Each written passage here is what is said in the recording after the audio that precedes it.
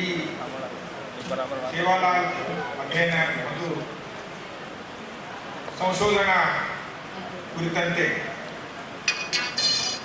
2017 ಅಥವಾ 2016ರಲ್ಲಿ ಈ ಪೀಠ ಪ್ರಾರಂಭ ಆಯಿತು. ಆ ಪೀಠದ ಪ್ರಾರಂಭನೆಗೆ ಅನುಕೂಲ ಮಾಡಿಕೊಟ್ಟವರು ನಮ್ಮ ಮಾಜಿ ಮುಖ್ಯಮಂತ್ರಿಗಳಾದಂಥ ನಮ್ಮ ನೆಚ್ಚಿನ ತಮ್ಮೆಲ್ಲರ ನೆಚ್ಚಿನ ಶ್ರೀ ಸಿದ್ದರಾಮಯ್ಯ ಸಾಹೇಬರನ್ನ ಪದೇ ಪದೇ ಯಾದವ್ ಸಾಹೇಬರು ನೆನೀತಾ ಇರ್ತಾರೆ. ಹೀಗಾಗಿ ನಾವು ಕೂಡ ನೆನೀಬೇಕಾಗ್ತದೆ. ವಿಶ್ವವಿದ್ಯಾಲಯ ಕೂಡ ಯಾವ ಪೀಠ ಸ್ಥಾಪನೆಗೆ ಅನುಕೂಲ ಮಾಡಿಕೊಟ್ಟರು ಅನ್ನೋದನ್ನು ನೆನೀಬೇಕಾಗ್ತದೆ. ಇದೇ ರೀತಿ ಅಧ್ಯಕ್ಷರು ತಾಂಡ ಅಭಿವೃದ್ಧಿ ನಿಗಮದ ಅಧ್ಯಕ್ಷರು ಸಾಕಷ್ಟು ಮಾತನಾಡಿದರು. ಅಭಿವೃದ್ಧಿ ಕುರಿತಂತೆ ಏನೇನು ಕೆಲಸ ಆಗಬೇಕು ಅನ್ನುವಂಥದ್ದನ್ನು ಕೆಲವು ತಿಂಗಳುಗಳ ಹಿಂದೆ ಇದೇ ಚೆನ್ನಾಗಿ ಮರಾಠ ಅಭಿವೃದ್ಧಿ ನಿಗಮದ ಒಂದು 2 ದಿನಗಳ ವಿಚಾರ ಸಂಕಿರಣ ಕೂಡ ಇಲ್ಲಿ ಆಯಿತು. ಕನ್ನಡ ವಿಭಾಗದಲ್ಲಿ MLC ಜಕ್ಕಪ್ಪನವರು ಮತ್ತು ಆ ಮರಾಠ ಅಭಿವೃದ್ಧಿ ನಿಗಮದ ಅಧ್ಯಕ್ಷರು ಬಂದಿದ್ದರು. ಅಂದರೆ ಕಾಲ ಕಾಲಕ್ಕೆ ಸರ್ಕಾರಗಳು ಸೂಕ್ತವಾಗಿ ಸ್ಪಂದನೆ ಮಾಡ್ತಾ ಇದ್ದಾವೆ. ಅದನ್ನು ಸದುಪಯೋಗ ಪಡಿಸ್ಕೊಳ್ಬೇಕಾಗಿದ್ದು ಸಮಾಜದ ಮತ್ತು ಎಲ್ಲರ ಕೆಲಸ, ಸಮಾಜಕ್ಕೆ ಸೇರಿದಂಥ ಎಲ್ಲರ ಕೆಲಸ. ಮತ್ತು ನಾನು ಸಾಕಷ್ಟು ಜನ ಮಾತನಾಡಿದರಲ್ಲಿ ಕೆಲವೊಮ್ಮೆ ಬಂಜಾರ ಭಾಷೆಯಲ್ಲಿ ಮಾತನಾಡಿದರೂ ಕೂಡ ಸುಭಾಷ್ ಸರ್ ಹೇಳ್ತಾ ಇದ್ರು, ನಾನು ನಮ್ಮ ಭಾಷೆಯಲ್ಲಿ ಮಾತಾಡಿದರೆ ಸಾಕು ಪರ್ಸ್ಯೂ ಮಾಡ್ಕೊಂಡಿದ್ದೀನಿ ನಾನು. Your message was very very clear that there is no politics in gaining or development from any government.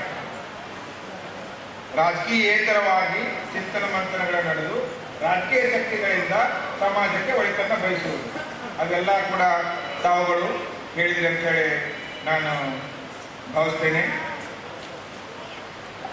ವಿಶ್ವವಿದ್ಯಾಲಯದ ಕುಲಪತಿಯಾಗಿ ಪೀಠದ ಉದ್ದೇಶಗಳ ಏನಿದ್ದಾವೆ ಅವುಗಳನ್ನು ಪರಾಮರ್ಶಿಸಿ ಇಂದಿನ ಅಗತ್ಯಕ್ಕೆ ತಕ್ಕಂತೆ ಬದಲಾವಣೆ ಮಾಡಿಕೊಳ್ಳಿಕ್ಕೆ ಏನಾದರೂ ಆ ಸ್ಟ್ಯಾಚ್ಯೂಟ್ನಲ್ಲಿ ಬದಲಾವಣೆ ಆಗಬೇಕಾಗಿತ್ತು, ಹೊಸ ಹೊಸ ಅಧ್ಯಯನಗಳು ಆಗಬೇಕಾಗಿತ್ತು, ಹೊಸ ಹೊಸ ಕೋರ್ಸ್ಗಳು ಆಗಬೇಕಾಗಿತ್ತು. ಯಾಕಂದರೆ ಈಗ ಉನ್ನತ ಶಿಕ್ಷಣದೆಡೆಗೆ ವಿದ್ಯಾರ್ಥಿಗಳ ಹರಿವು ಕಡಿಮೆ ಆಗ್ತಾ ಇದೆ.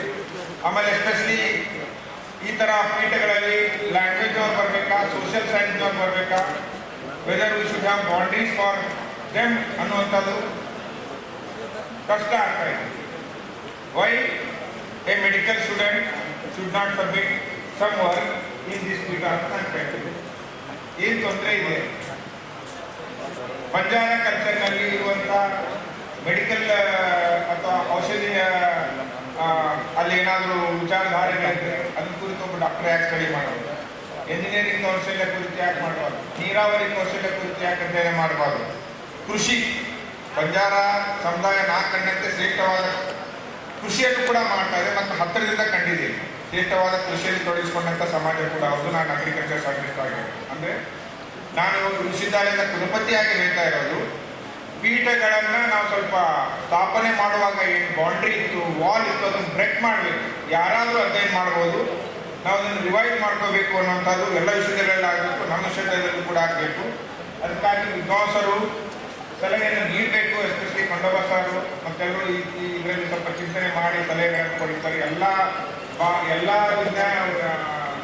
ಎಲ್ಲರೂ ಕೂಡಿಸ್ಬೇಡಿ, ಇನ್ಕ್ಲೂಡ್ ಫ್ರಮ್ ಆಲ್ ಫ್ಯಾಕಲ್ಟೀಸ್ ಕೂಡಿಸ್ಕೊಂಡು ಡಿಪ್ಲೊಮಾ ಆಗಬೇಕಾ, PG ಡಿಪ್ಲೊಮಾ ಆಗಬೇಕಾ, PhD ಕಡಿಮೆ ಆಗ್ತಾ ಇದ್ದಾವೆ. Documentary produce ಆಗಬೇಕಾ?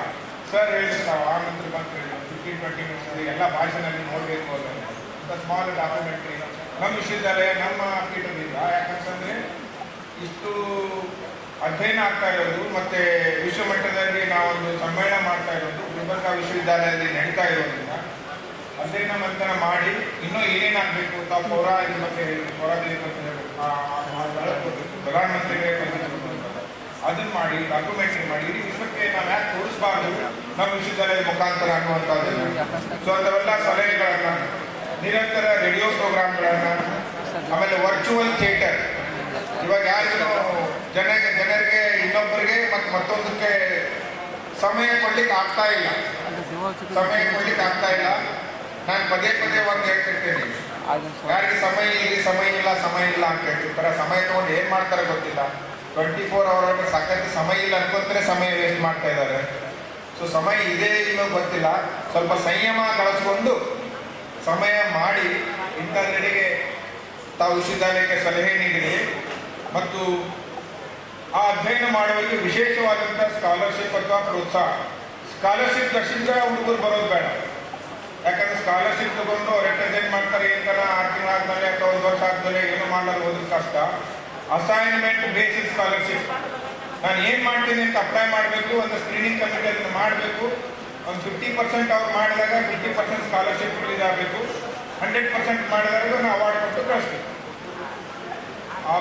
Objective mode in real sense, ಫೀಡ್ರಿಂದ ಸ್ಕಾಲರ್ಶಿಪ್ ಕೊಡುವಂಥದ್ದು, ಅದಕ್ಕೆ ಫಂಡ್ಸ್ ಇನ್ನೊಂದು ಡೊನೇಟ್ ಮಾಡುವಂಥದ್ದು ನಾವು ಕೂಡ ಪ್ರಯತ್ನ ಮಾಡ್ತೇವೆ. ಸಮಾಜದವ್ರು ಹಿರಿಯರು ಪ್ರಯತ್ನ ಮಾಡ್ರಿ. ವಿಶೇಷವಾದಂಥ ಅಂದರೆ ಒಟ್ಟಾರೆ ನಟ್ಸೆಲ್ ಈ ಪೀಠಗಳದ ಏನಂತೀವಿ ಸರ್, ನಾವು ಬಾಂಡೇಸಿನ ಒಡೆದು ಡೈಮೆನ್ಷನ್ಸ್ ಅವನ್ನ ಚೇಂಜ್ ಮಾಡಬೇಕು ಅನ್ನುವಂಥದ್ದು ನಾನು